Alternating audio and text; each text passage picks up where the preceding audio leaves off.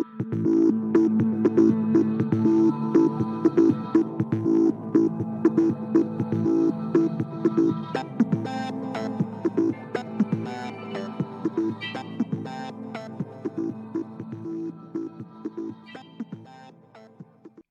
coaches, welcome back to Football Talk with Coach Chip right here on YouTube. Hey guys, be sure you go over to Spotify and coming soon to Apple and check out the podcast. Today we're going to be talking about how to use backside pass routes to exploit a defense. But before we get into it, be sure to like the video, subscribe to the channel, and share it. If you don't do anything but subscribe, I can live with that. Subscribe to the channel. Hey, it don't cost anything, and you won't get spammed by me, that is for sure. All right, let's talk about how to use backside pass route to exploit a defense.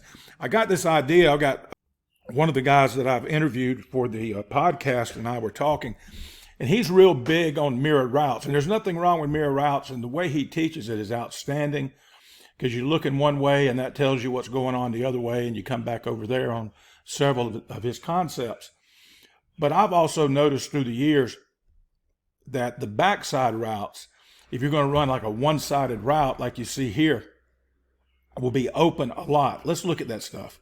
All right, now here you see this basic smash concept. You may do it a little bit different, but it's a basic smash concept. Well, let's just say against this defense right here, the safety breaks over the top, taking the corner. The corner squats right here, taking away the short route. And then the outside backers right here taking away your swing. All right, you can see that bing, bang, boom, just that quick. If your quarterback can't see it, you come back and run that joker again and you give him the signal, backside, backside. And how we did that, I would just touch my back and that would tell him, don't look at the call side. If he calls smash right, coach has seen something in the press box that the backside routes coming across the middle are going to be open. And they're the same on everything. So you'll see that. I got another one here that I'll get up in a minute. The backside routes are the same. We're going to run a post dig. And what I mean by that is he's going to read that thing. If that safety is dropping deep, no need to get in a foot race with him unless your guy can just outrun a scalded dog. Cut right through here looking for space inside. The number 2 receiver to the backside is going to run really an old school drag.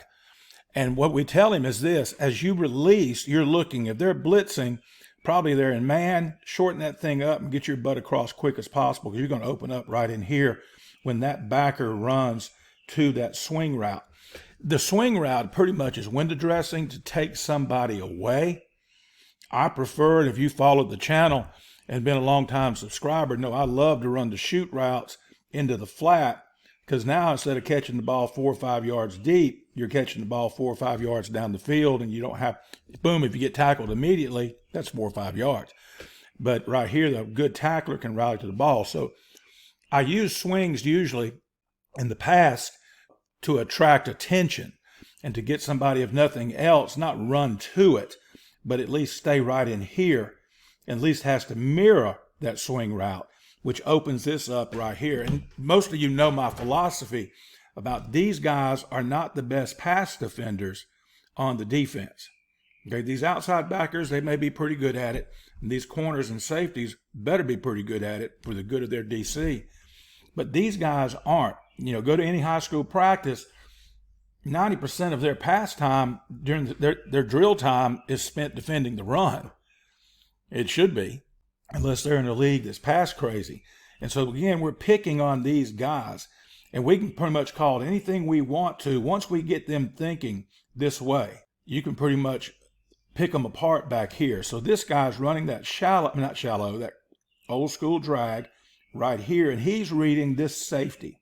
If this safety has broken deep right here, then he can stay on his angle, but gear down, reading the backers when they drop, and he can gear down right in here.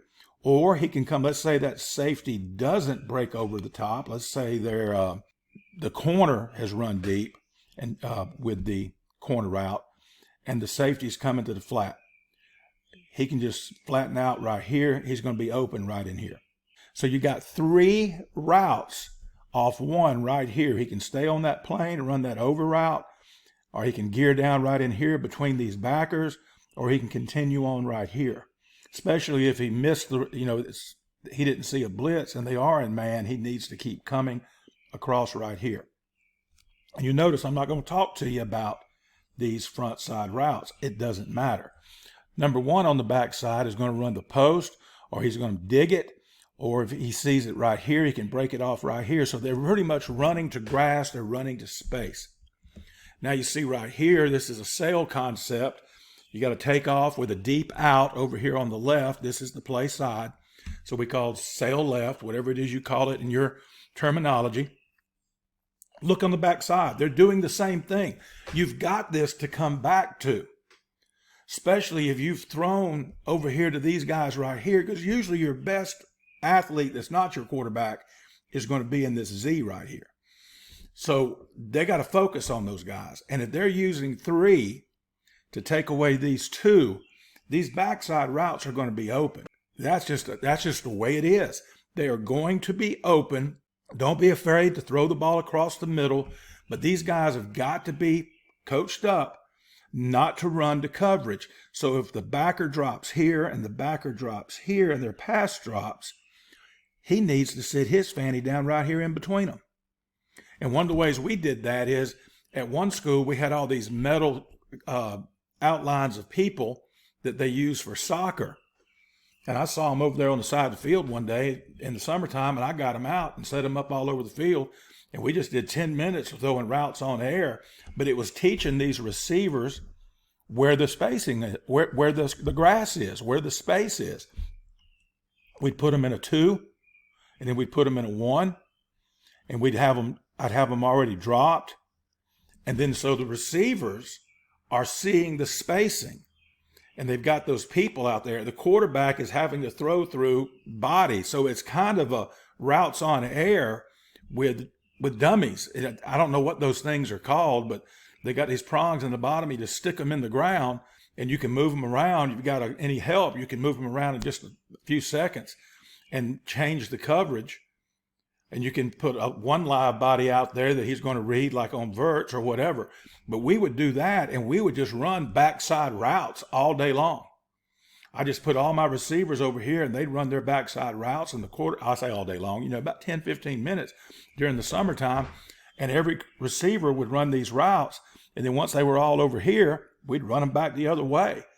And what happened is, in the course of the season, we got a lot of mileage off just calling whatever to the play side, knowing we were going to throw to the back side. If your quarterback can hit that progression in a hurry and see it's not there and come off of it right away, you can throw that thing in 3 seconds out of the gun.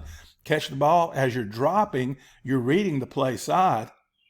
If it's not there, you come off right now, and these guys are going to be sitting there waiting on you because they know where they are on the field. They know where the grass is. They know where the spacing is, because you've practiced it so much. But that is a good drill that we did. All right, here's a third slide. I moved the running back over to the H side, to the back side of the call.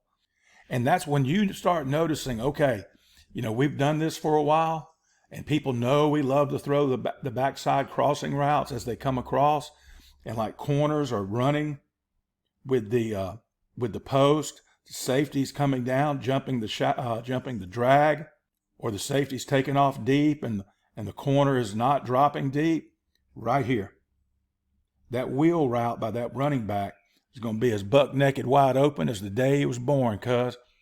And that's just something you can do, because especially when you've done it a lot. So let's say you've thrown front side, you've thrown to your best receiver side over here over and over again. This opens up and you start throwing this a ton. Now people got to defend this right here. But what about that back third? And remember now, my rule, when you tag a receiver, that tells the quarterback that's number 1. I don't care if the number 1 is the Z. You tell him, you coach all year. Say, this is your primary right here, the Z.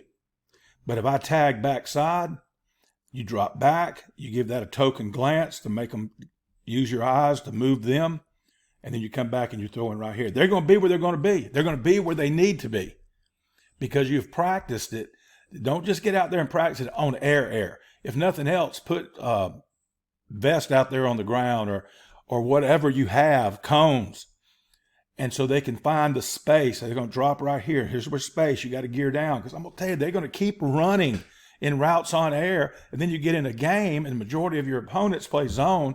And now they're going to keep running the routes like it's a man. They're going to run to coverage. This guy right here been wide open if he'd have geared down where my blue arrow is, but he keeps coming and he runs to this backer over here who's dropped. They got to sit down, literally just, plant themselves and post up and show the quarterback their numbers. And they're going to be open.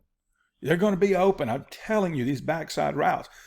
Once you've done that and you've got them suckers like taking this away, and now they're mindful of this right here in the middle, we open up that other third of the field for that back to slip his butt out right here. I love it. Okay, thanks for tuning in for another episode of Football Talk with Coach Chip. Below are some of the resources available. I do have some others. I had a guy email me this morning and say, Coach, you have anything on one platoon practice schedule? Yeah, I do. So I just went in there. I found the file. It didn't take me 30 seconds. And it's not on this list. And I sent him that. It's got one platoon install. It's got the whole install plan for you. It's my plays, but you can put your plays in it. It's a Excel spreadsheet kind of form, so you can download it to your computer and use it and just insert your stuff. It's set up on 5-minute periods. And then I got another tab that's for 2 platoon. Then I got another tab that is an entire in-season week of how we did it, a 3-day practice week, Monday, Tuesday, Wednesday, and how we broke down. And of course, it's one platoon, so it's done for smaller schools, and it's 11 periods, which is 55 minutes. It tells you how we did that for years and years and years. And that's available too, in case somebody out there is thinking about that. Don't forget, get your copy of the offensive line manual for gap scheme blocking. It's still selling like crazy. It's not a day goes by I don't get a request for it. Well, maybe, 5 requests a week right now. That's not every day. Or for the big book of bucks. And a lot of guys are getting both these. So if you get both of them, hey, that $50. If you get one, $30. If you want the playbook that goes along with them, throw in an extra 10, you get all 3 for $60. That's 3 books, over 100 pages in each book for $60. You're not going to beat that anywhere, and it's yours to keep. Don't forget to check out the new podcast, Football Talk with Coach Chip, the podcast on Spotify and coming soon to Apple Podcast. Listen, send me your recommendations for podcast guests. If you got contact information on them, send it to me. I got one the other day from Twitter/X, and I'm going to get up with that guy. I've got several on the computer waiting to be edited. I'm going to try to drop one a week. Again, that's just something I'm doing in my full retirement phase of my life to keep my beak wet, so to speak, in football, and keep doing these videos for y'all. Keep consulting. I've got several coaches that have called about consulting. I'll do it through Zoom or Google Meet, whatever is best for you. And you can include your entire staff in it. You can include your quarterback in it, whatever it is you want to do. If you need something, let me know. I'll let you know how we can arrange it and we can fix it up. We got the consulting, we got the books, we got the videos, we got the podcast. And I'm just trying to stay busy doing football in between fishing. Okay, right now I'm all about football and fishing. And I want to help you. And I want to provide coaches with a service that is so needed and is not sky high and totally out of anybody's price range, because I know a lot of you have to pay for that out of your pocket. But I'll work with you any way we can to get that done. Appreciate you. Don't forget to like the video. Don't forget. So go ahead and click on subscribe. It's not going to hurt anything. Click on subscribe, guys. Just go down there and click right now. All right, and then share it with your buddies. Hey, until next time, be elite.